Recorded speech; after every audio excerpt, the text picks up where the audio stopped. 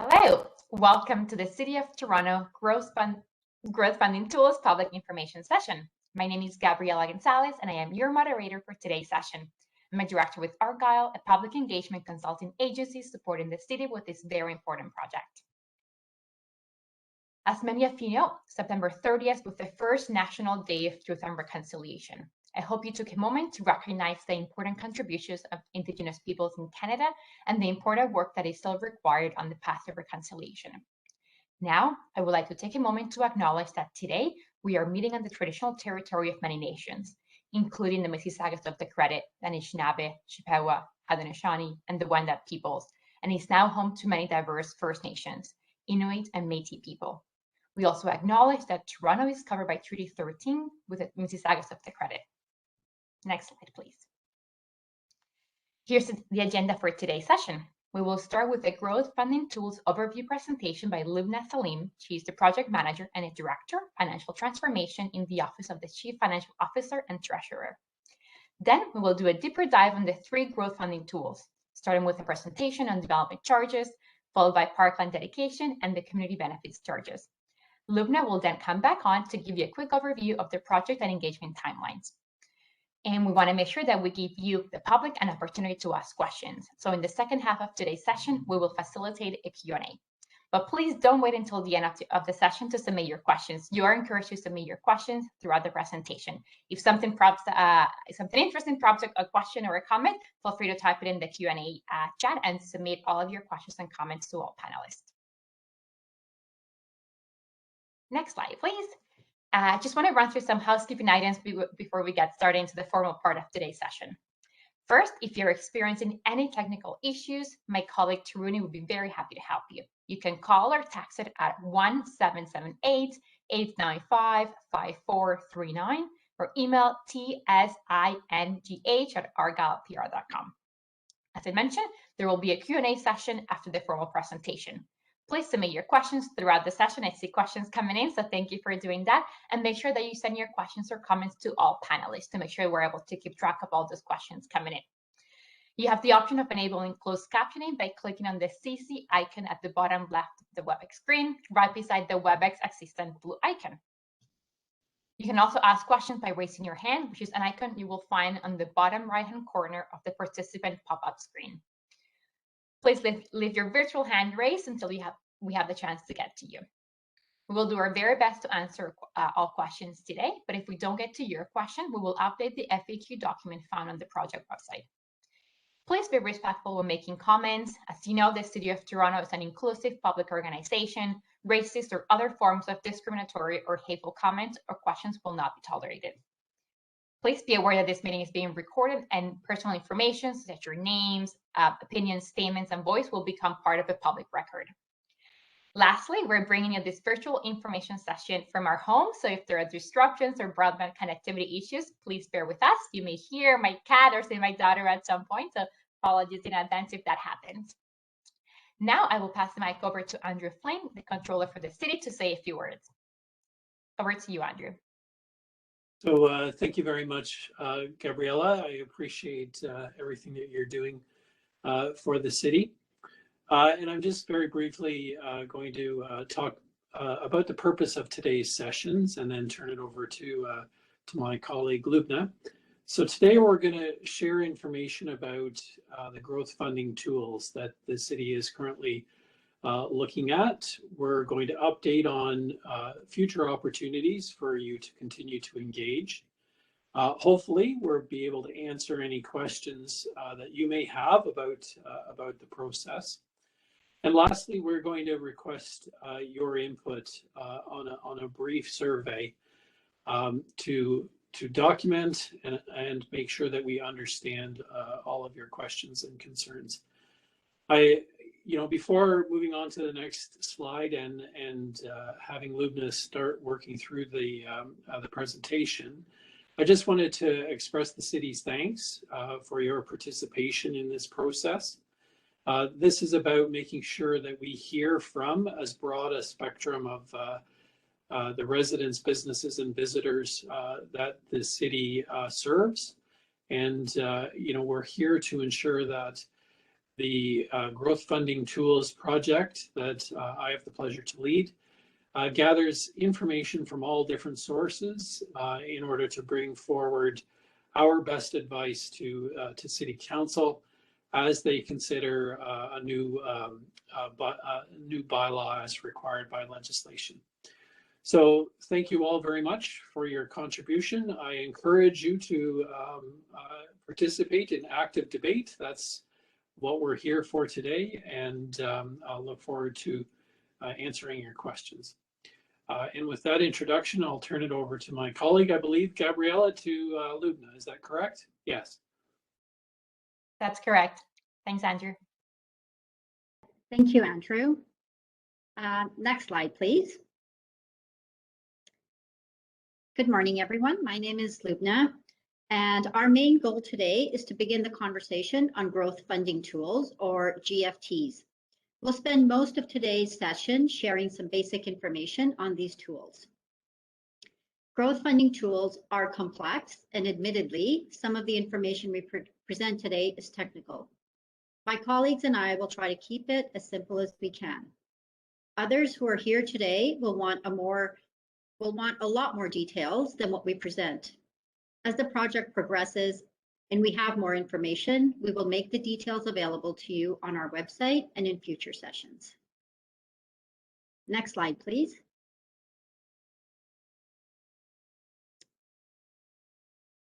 Let's begin with why we're here today. Over the last couple of years, the province enacted Bills 108 and 107, both of which affect municipal growth funding. As we proceed, we'll elaborate on what we mean by growth and what we mean by funding. To comply with the legislation, the city is required to update its growth funding bylaws. These three bylaws are development charges, or DCs, parkland dedication, and community benefit charges. And in order to update these bylaws, the city is required to complete technical studies and update related strategies and policies. Our plan is to present this whole package, including the bylaws, to Council for approval in spring of 2022. Next slide, please.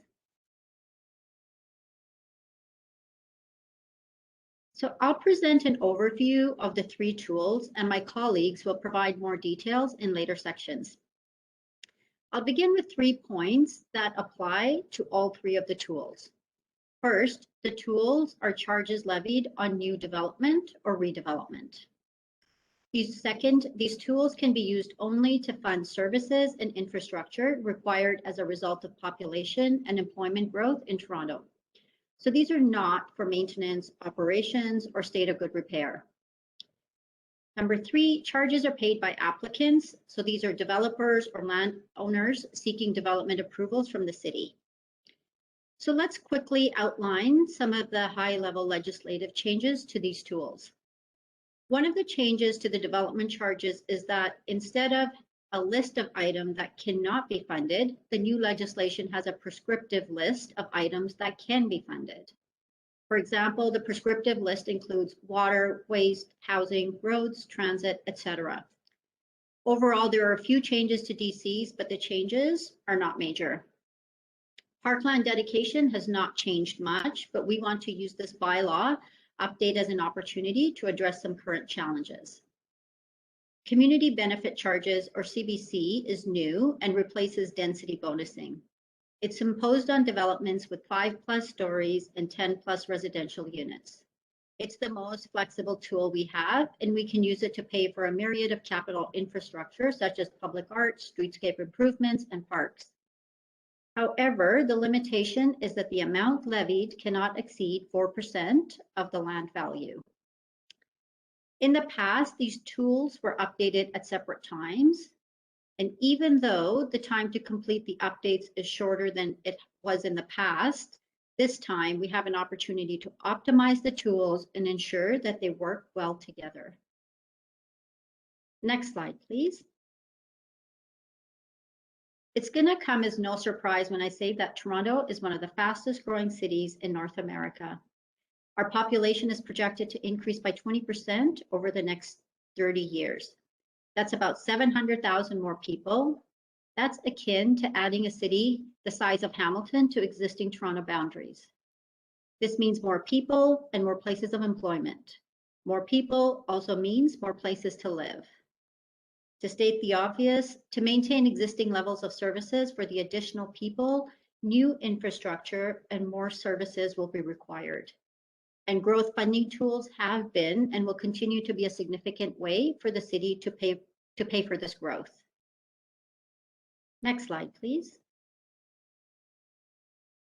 When planning for growth, we work with three key principles. First, the communities we create will be livable, vibrant, and sustainable. In other words, we want complete communities. Second, growth will pay for growth, or that new development should pay for infrastructure that support the additional residents and businesses.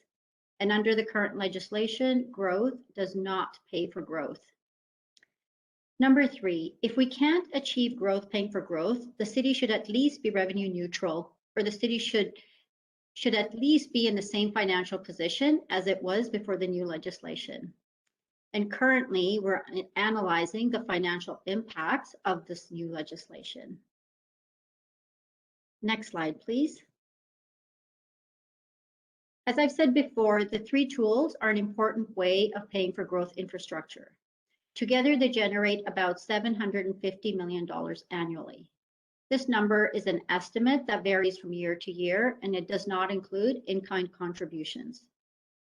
The development charges are the largest portion, making up about 2/3 of the funding, followed by parkland dedication and density bonusing. Now, this amount sounds large, but let's put it in context. The city's total 10-year capital budget is about $45 billion. This includes all capital projects, both growth and non-growth related projects. So the city has other sources of funding, but when it comes to paying for growth, the growth funding tools, or GFTs, are the main source. So what happens if these tools don't fully pay for growth? The city's got two broad options. One, we can lower the level of services, which basically happens because more people will be using the existing libraries, parks, roads, and transit, or we can find other new sources of funding, which is always a challenge. In the next section, we'll cover the details of each of the three tools, beginning with the development charges, and my colleague Angeline will present this section. Just as a reminder, if you have questions, please type them into the Q&A box.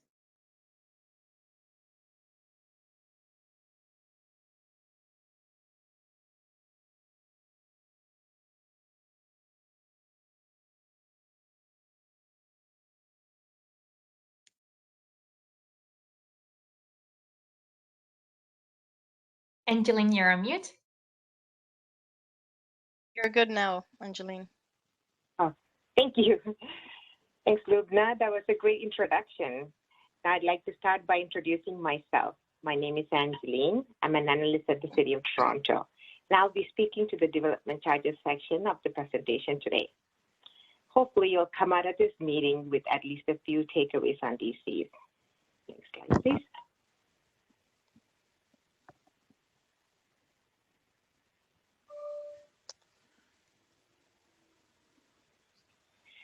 All right, let's just jump right into it and answer the main question here. What are development charges? So development charges are a one-time fee that's levied on almost all new development and redevelopment within the city. So DCs have been around for over 20 years under the Development Charges Act, and they are typically paid at the time of building permit issuance as a condition of development within the city. So development charges are used to finance new infrastructure needed to serve new residents and employees that come to the City of Toronto. These charges are collected as a form of cost recovery so that the new growth does not add a strain on the existing city resources. City is authorized under the Development Charges Act to pass a DC bylaw after completing a background study detailing the cost of new growth related to projects that will be built within the city. We'll speak more to this process later, but one of the key requirements here is that DCs are only usable for capital projects. So what are capital projects? You can think of them as expansion, construction, or acquisition of city assets. For example, think of a sewage pumping station upgrade or a construction of a new childcare center. Next slide, please. Okay. Okay, now that we've established what DCs are and what they're used for, let's talk about how they've changed recently. As Lubna mentioned earlier in the presentation, the provincial government made a number of legislative changes throughout 2019 and 2020.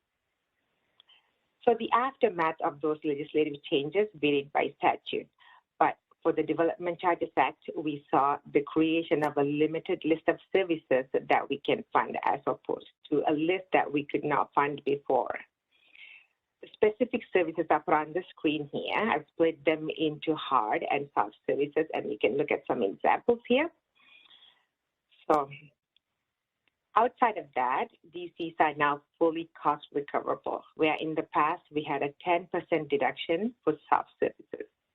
Additionally, certain minor alterations are now exempt for DCs, and there are now alternate payment methods for certain users. So now that we know what's changed, let's talk more about the requirements under the Act. Next slide, please. Okay. Let's take a deeper dive into the main requirement, that is the DC background study. This is probably the most complicated aspect of DCs. The DC background study is about a 400 or so page report that the city publishes every 5 years. It implements the calculation framework set out in the Act and depicts all the municipal costs that are intended to be funded by DCs over a specified planning period. All municipalities in Ontario are required to complete a background study before they can pass a DC bylaw to levy a DC charge. So the DC background study is a very long report that shows how the city calculates development charges. If we were to summarize the process, we can break that down into 3 parts. As you can see here on the screen, the growth forecast, historic inventory, and capital programs. Let's go through the growth forecast. It's an estimate of how many people we are expecting to add to the city. Remember, these are growth-related funding tools. So first, we have to identify what's the level of growth we have to service. Second is the historic inventory. This is the legislative requirement and bit of a record-checking exercise. But the city must calculate the replacement cost of current assets for DC services. For example, think of a list of our existing libraries over the past 10 years. This cost is then used as a benchmark for future service levels, which we cannot exceed. You can think of this as a cap for DCs. The third one here is the capital programs. This is the cost of all new growth-related projects, less grants, subsidies, and benefit to existing. We can think of this as the formula that drills down into the final development-related costs. Once you're all done with this work, we use our development-related costs to arrive at a rate that's charged at building permit. So all of these materials are again posted in city's website and updated as we progress through the current development charge background study. Next slide, please. Okay. Let's talk about the magnitude of the projects that DCs fund now. In total, the city has budgeted over $3 billion over the next 10 years. I've shown a chart here that breaks down the service categories where development charges are allocated. The number is subject to change as the development within the city is not guaranteed, but regardless, it's a substantial amount. If you're ever interested in seeing how a project is funded, all this information is available on the city's budget website. So we can go through a couple of examples in the following slides. Next slide, please. Okay. Here we have bus purchases as an example of how development charges are actually used. As many of you know, transit is a major city service, and we have over 100 bus routes in the city with thousands of buses operating daily.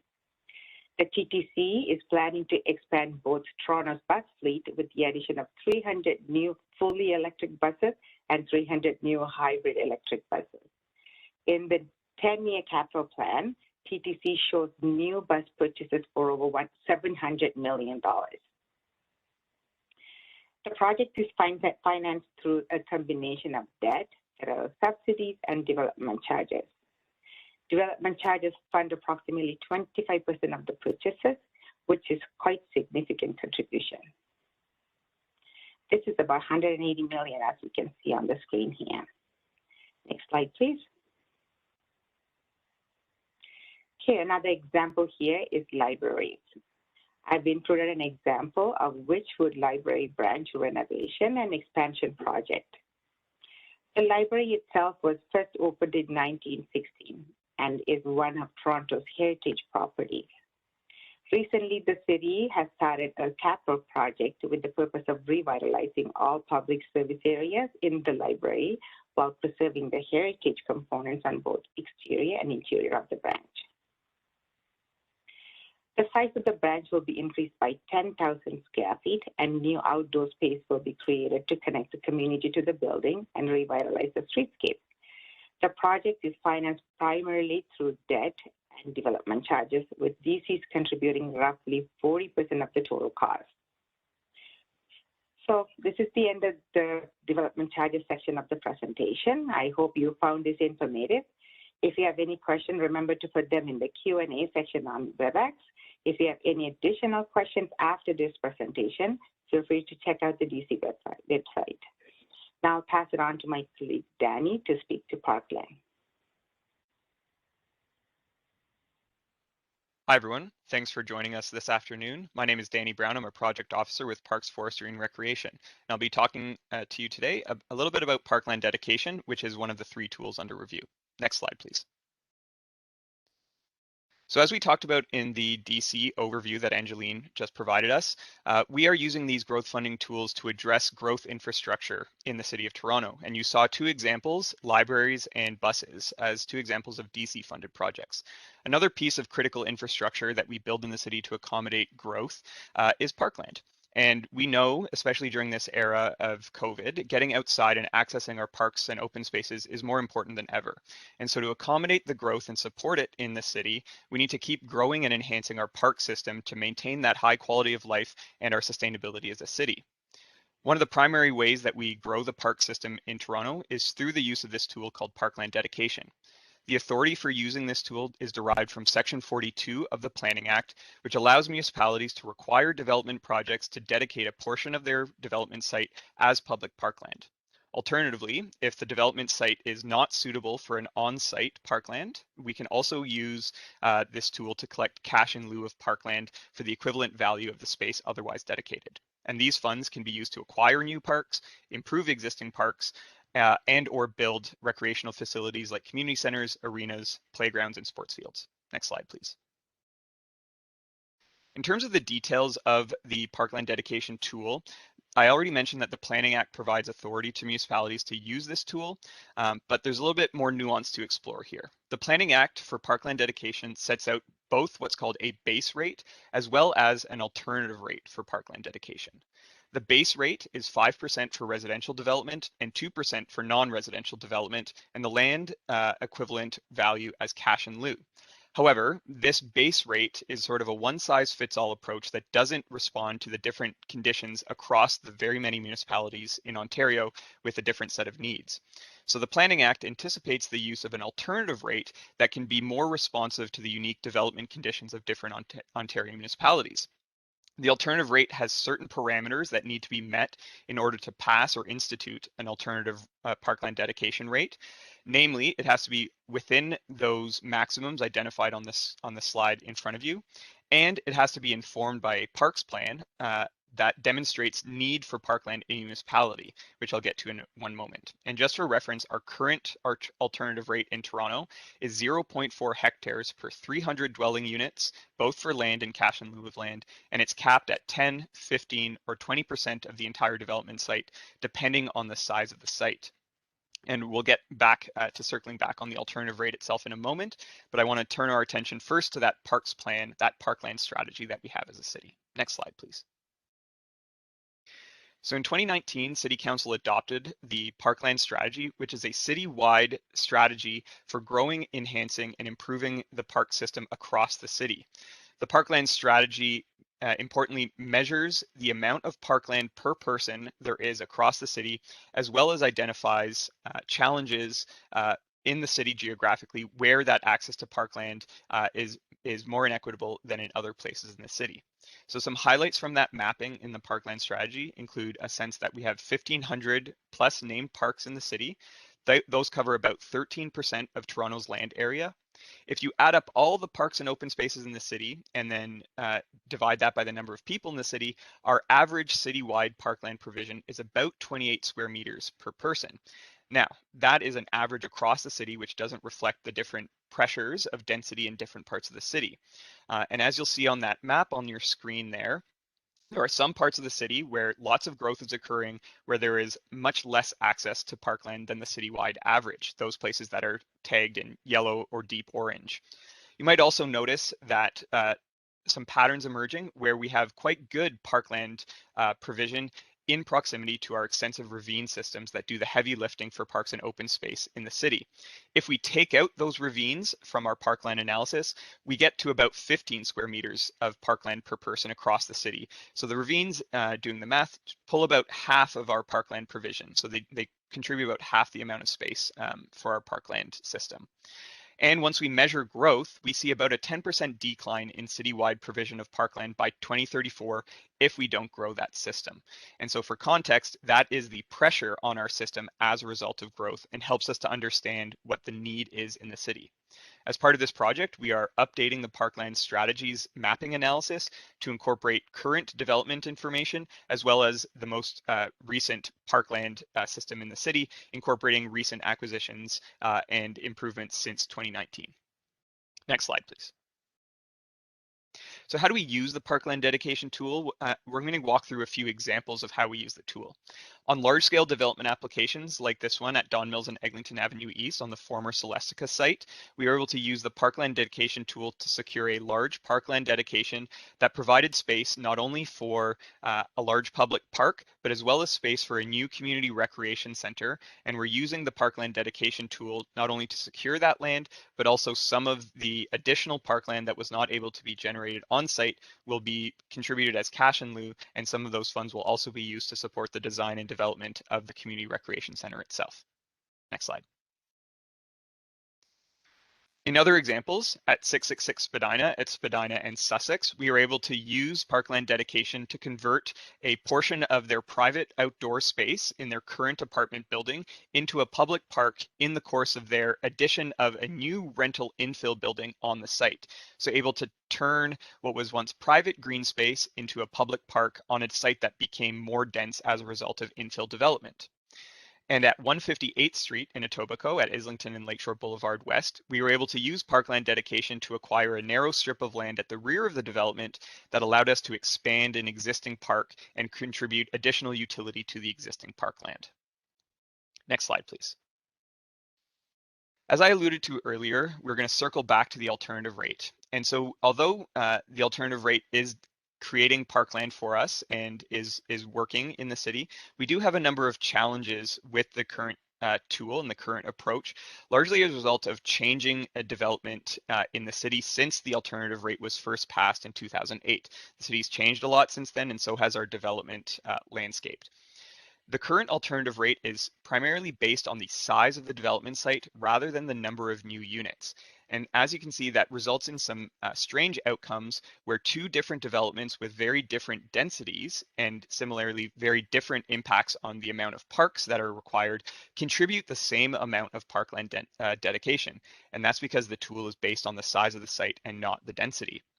Moreover, because of the small caps on parkland dedication of 10, 15, and 20%, and given that most of our developments are on relatively small sites, we have an outcome where we're mostly receiving small parkland dedications. And although small parks have their use and are a useful tool in our kit of parts for park system expansion and enhancement in the city, we do have a need for larger and medium-sized parks that can be programmed more effectively with things like community centers, playgrounds, splash pads, and sports fields. Next slide, please. So that's on the on-site dedication side of things. We're also similarly challenged on the cash in lieu side of things. The similar challenges that I just explored with a parkland dedication approach that uses site size rather than density also has challenges that result from the cash in lieu perspective. On the screen here are two examples of two different development projects within very close proximity to each other in the downtown. And although one development is more than twice as dense as the other development, they're contributing more or less the same amount of parkland as cash in lieu, despite the impact on parkland being twice as high in the development on the left-hand side with 526 units than the development on the right-hand side with 225 units. So how we try to address this challenge currently is that we try to pool cash in lieu payments from multiple developments over time to secure enough funds to purchase parkland. Unfortunately, that does result in a lag or a delay in when we can acquire parkland versus when the need for parkland is generated. Moreover, we all know how hot Toronto's real estate market is and how quickly land values are escalating. And as a result, when we collect the money, because we have to pool it over time, the rise in land value outpaces our ability to make effective use of the cash in lieu funds when we receive them. And finally, because we can't move as quickly on the private market as private actors, the city is disadvantaged when we're competing on that open market. We know there's lots of demand for buying land in the city, and so we just simply can't move as quickly as private actors when we're purchasing land on the open market. And so that makes it difficult for us to even use the money that we have generated. So where does that end up? Next slide. Where does that leave us for the rest of this project? Well, we want the new alternative parkland dedication rate to address the challenges with our current approach that I've already spoken to. That means moving towards a system that is more responsive to density rather than one that is responsive to site size. Moreover, as I mentioned, we want to update that parkland provision analysis within the parkland strategy to reflect best available current data. And finally, all three of these tools have to work together, and so that alternative parkland dedication rate will have to be calibrated with development charges, as well as the community benefits charge tool that we're going to talk about in just a moment. And so now I'll pass it over to my colleague Mario, who will be talking to you about the community benefits charges. And as a reminder, please put your questions in the Q&A portion of the chat box, and thank you very much for listening.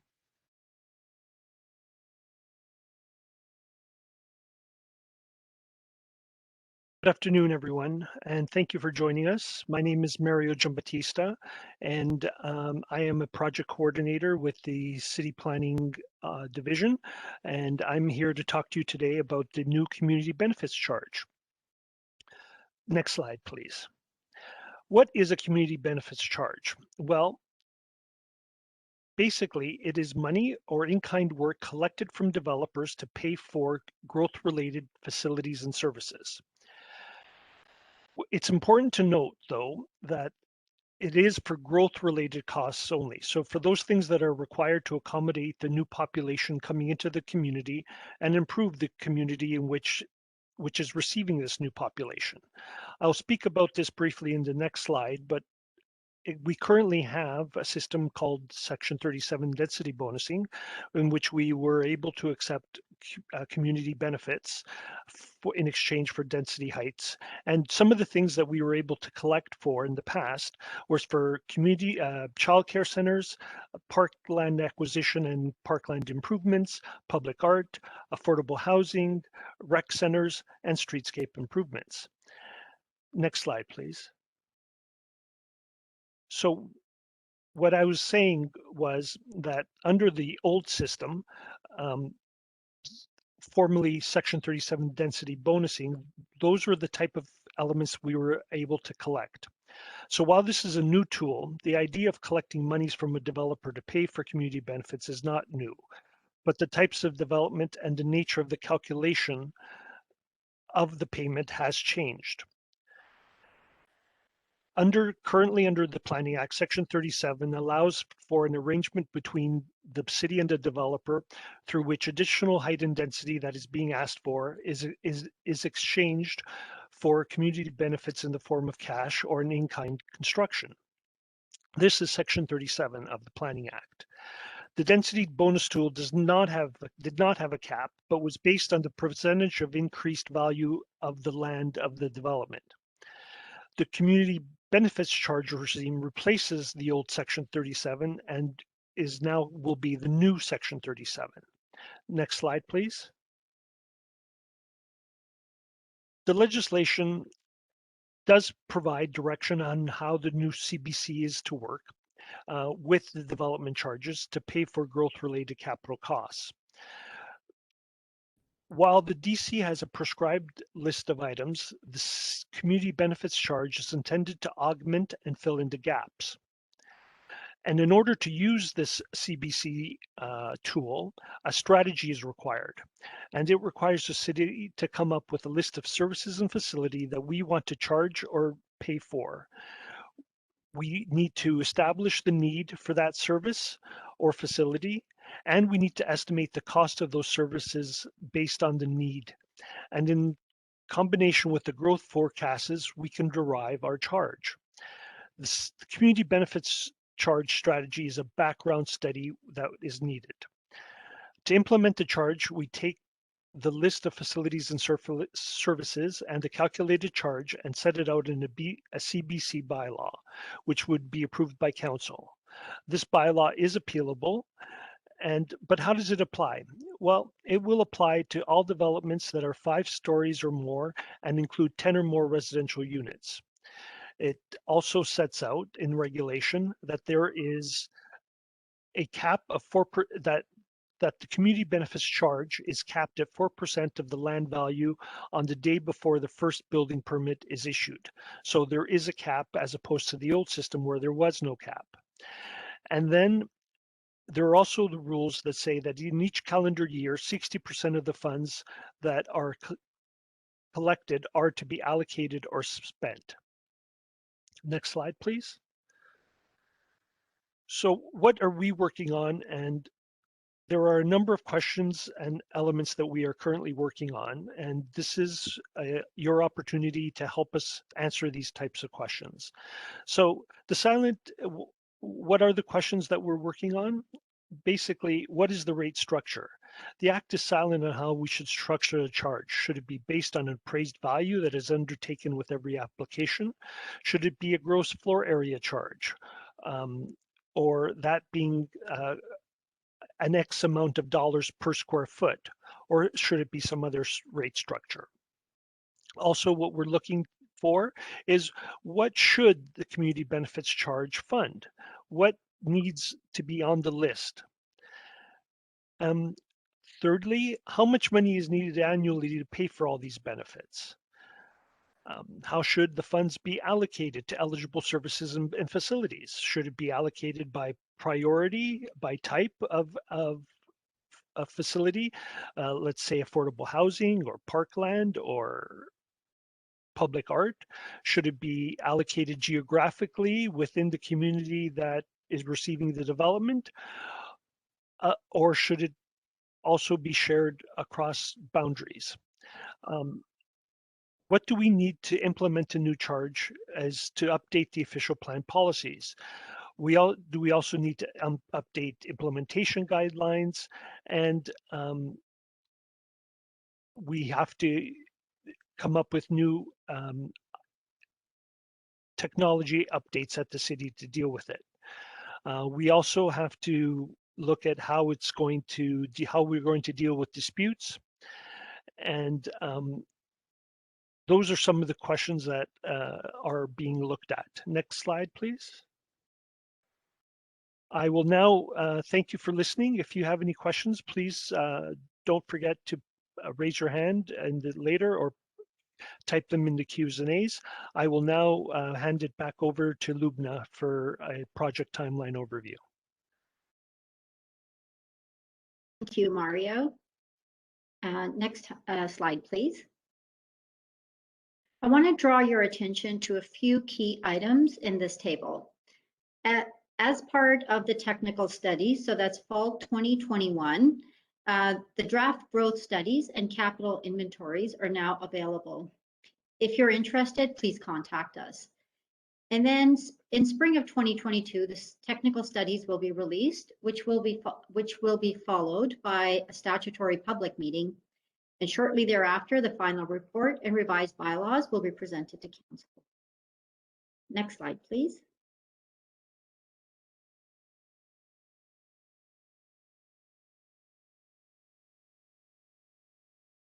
Can we move to the next slide? Oh, one before, sorry. Okay, thank you. Okay. I want to share with you the upcoming engagement. After the 2 information sessions, we'll be meeting with a few Indigenous and Black community organizations to learn more about how they would like to be involved. If you're interested in meeting with us, again, please contact us. We've already had a couple of sessions with industry, and more technical sessions are planned over the next few months. We're also planning for online workshops in November and early December, where we'll be seeking your input on specific questions. And then there will be additional engagement early next year, and these will include online surveys or additional sessions. And there will be some engagement after the statutory public meeting. Next slide, please. If you would like to get in, if you've got questions, please email them to us, or if you've got feedback, you can also send it to this address, gft@toronto.ca. And if you want to learn more about these tools, you can go to our website, which is toronto.ca/growth funding tools.